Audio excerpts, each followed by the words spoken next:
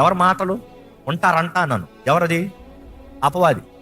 నువ్వు చేయలేవు, నీకు రాదు, నీకు కుదరదు, నువ్వు చదవలేవు, నువ్వు ఈ పని చేయలేవు, నువ్వు ఇది సాధించలేవు. ఈరోజు మనం చాలామంది we are mistreating the bodies God has given. దేవుడి ఇచ్చిన దేహాలని పాడు చేస్తాం. ఇది దేవుడి చిత్తం కాదేమో. కొంచెం ఆటంకాలు వస్తే ఇది దేవుడి చిత్తం కాదేమో. దేవుడి చిత్తంలో ఎప్పుడు ఆటంకాలు ఉంటాయి తెలుసా? వాగ్దాన భూమి, ఇశ్రాయేలీయులు వాగ్దాన భూమి చేరడానికి ఎన్ని శత్రువులు పోరాడాల్సి వచ్చింది? ఎన్ని శత్రువుల్ని, ఎంత గొప్ప శత్రువుల్ని పోరాడాల్సి వచ్చింది.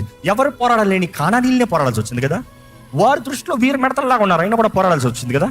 టాక్సిక్ రిలేషన్షిప్స్, చేతైన వారంట. నీ చుట్టూ ఉన్న వారు ఎలాంటి వారు ఒకసారి పరీక్షించుకోండి. నీ చుట్టూ ఉన్న వారు ఎప్పుడు చూసినా నీకు నెగిటివే మాట్లాడుతూ ఉన్నారా? ఎవరి గురించి చూసినా నెగిటివే మాట్లాడుతూ ఉన్నారా? ఎప్పుడు చూసినా కించపరుస్తూ నీచపరుస్తూనే మాట్లాడుతూ ఉన్నారా? Be very careful. అలాంటి వారి నుంచి దూరంగా పో, లేకపోతే నువ్వు పాడైపోతావు. బైబిల్ ఇంతేనా బ్రతుకు? Is there we say victim mentality. Victim mentality saying this is me, I am done, this is my life, it is over. ఇందుకు తెలిసి మౌనంగా ఉన్నావు. ఏంటి నువ్వు చేసిన స్టెప్ ఏంటి? What is the stand that you have taken? మేము ఏం చేయగలుగుతాం?